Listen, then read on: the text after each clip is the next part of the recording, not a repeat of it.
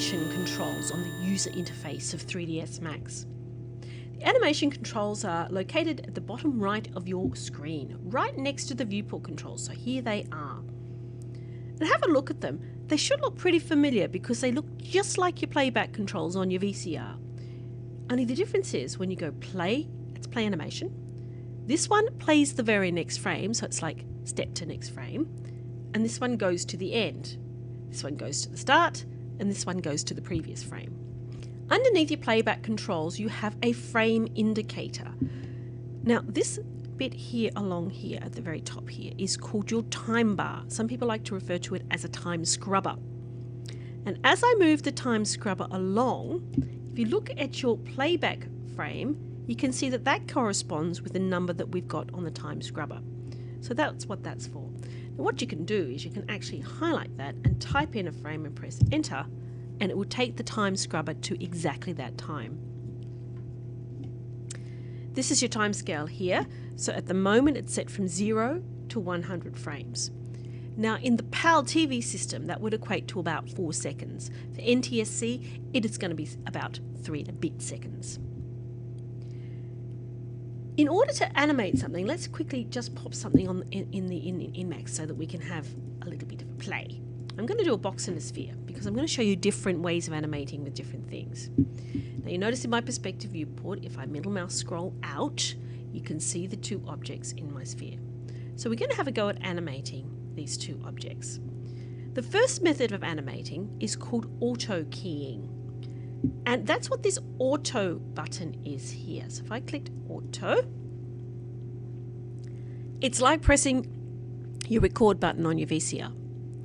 If you press your record button on the VCR, you scroll to a particular time that you want the movement to end at. And then you change something in your viewport. So what I'm going to do is I'm going to grab the select and move, and I'm going to highlight and just move the sphere. Now something interesting has happened in your time bar. Can you see that we've got these two little red boxes? I'll just scroll this off. Can you see one there and one there? Now these are called keyframes. And keyframes are the main animation frames that you create.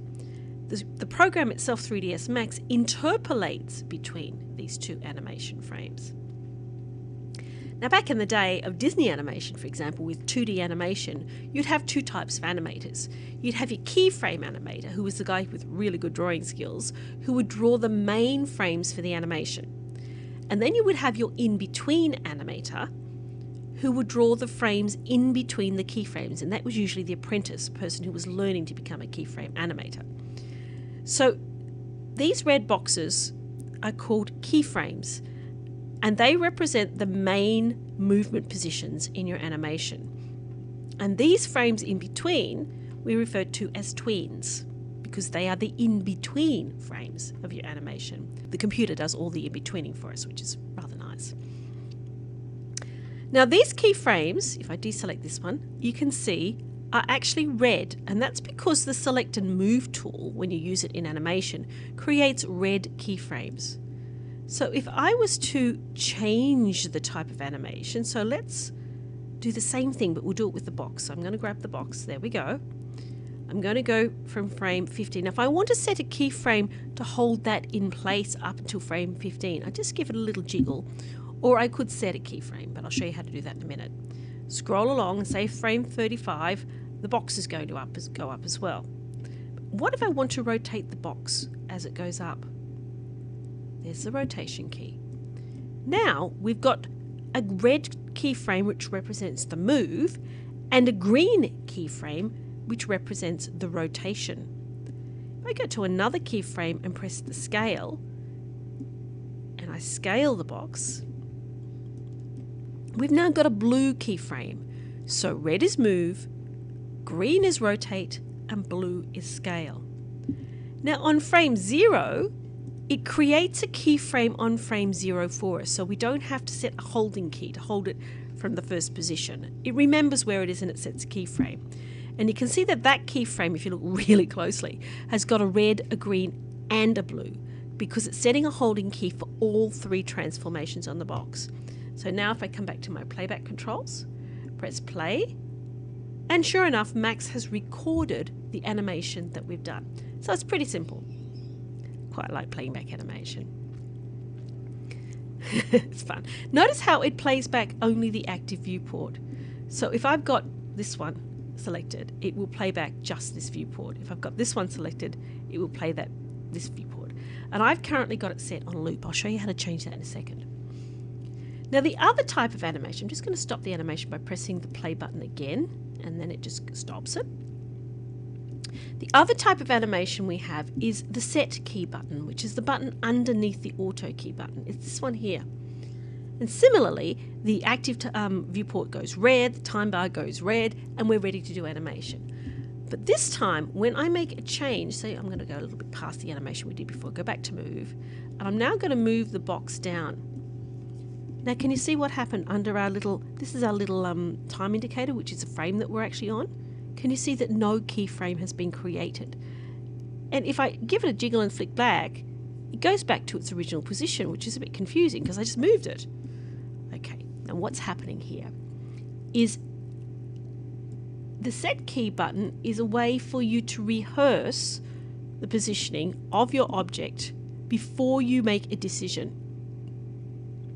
So it's not going to record you as you make the changes on your key. Once you're happy with what you're doing and say, I've changed the rotation and the position, now if I press this big key here, can you see this big box with a key on it? Yes, it's a key. Press that, and now it will set a keyframe for all of these. Can you see that it's a keyframe for both move, rotate, and scale? Now I can determine what keys get set by pressing this filters button, and I can turn off the ones that I don't want to get set. I like to leave it where it is because I get confused. But if you just want to set the position keys and you don't want it to set rotation, you would deselect rotation, and so on. It's got other sorts of keys you can select here too. But for the moment, we're just dealing with the main big three. The big three being the select and move, the select and rotate, and the select and uniform scale. So that is the two different types of animation, set key and auto key. And that's very good. But what if I'm animating away, I'm happy, but I'm running out of time here. I've only got 100 frames to play with. Well, thankfully, you can change how many frames are shown across the bottom here. And it's this little box, it's like a clock with a little box behind it. And when you hover over it, says time configuration. So let's click the box. And this little time configuration box comes up.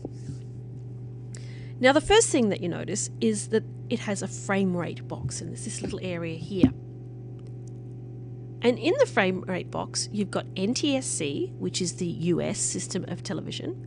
You've got the PAL system, which is Australia and Great Britain, and there are other countries that use PAL as well.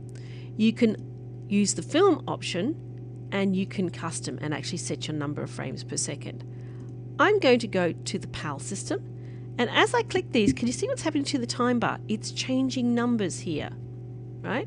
So on NTSC, it has 100 frames across the bottom, and when it's on PAL, it changes to 83 because the playback rate changes. And some of my keyframes are no longer wholly on a frame because it's actually changing the playback rate. Now, as we know, NTSC is 30 frames a second. PAL is 25 frames a second. Film is 24 frames a second. And if you want to go for one of the more newer formats where they capture at 60 frames a second or whatever, you can click custom and type it in.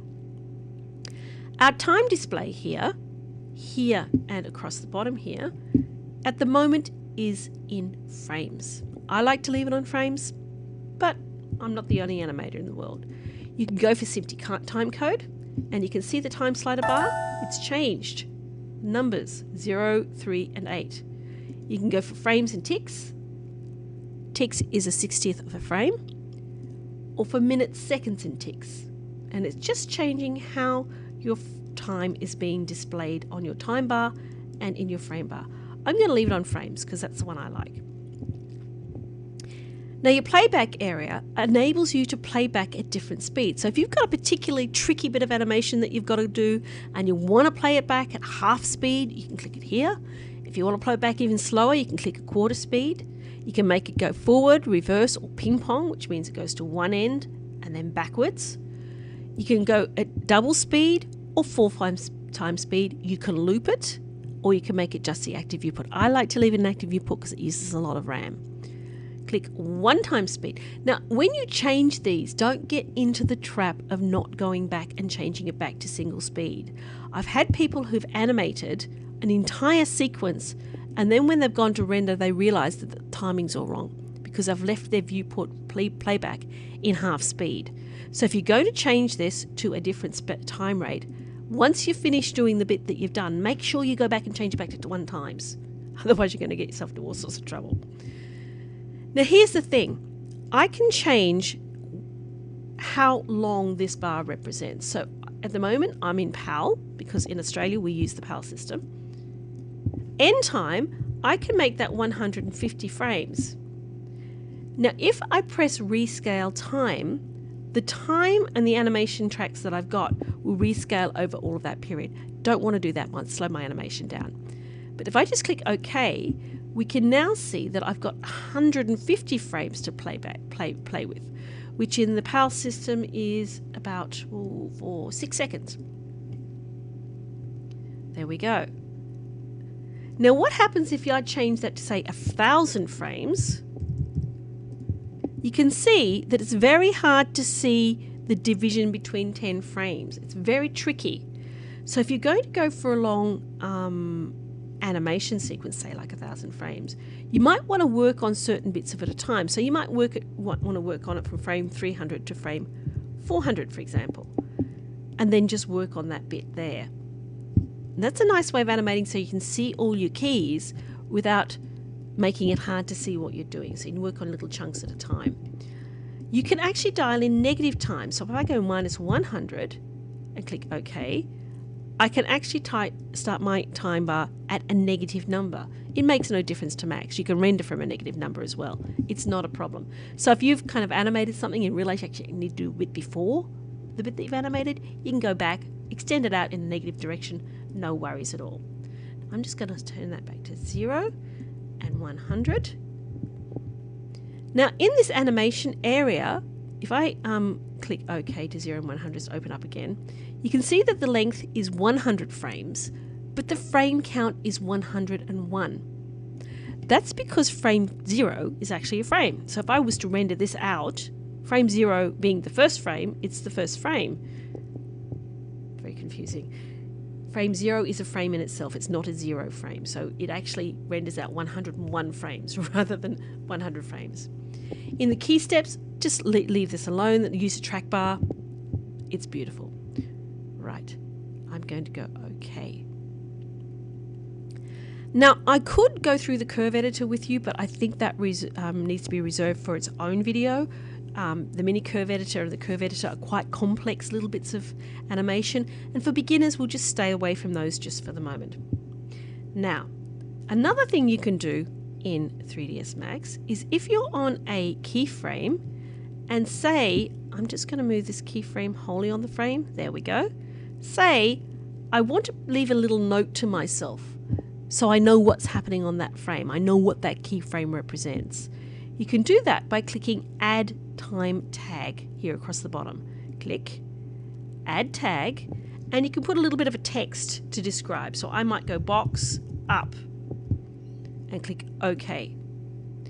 Now every time that I have my slider bar on that frame, you can see the word box up showing up on your viewport, which is quite nice. So any other time you don't see anything, when you're on that keyframe, it's saying what that keyframe represents. This is a really good way of not getting confused.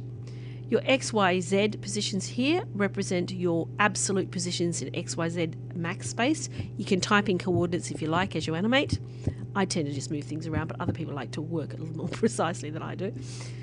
And the other thing we've got is when you're in set key, you can actually determine, and in auto key for that matter, determine what the default type of animation curve you have. And most people like to leave that on Bezier curves, which is the very bottom option. The very bottom option is useful because it's very good for character animation, because it allows you to have interpolation between the keyframes. We'll deal with that in another session. Right, so that's your animation playback controls in 3ds Max. Join us next time on Chateau Academy.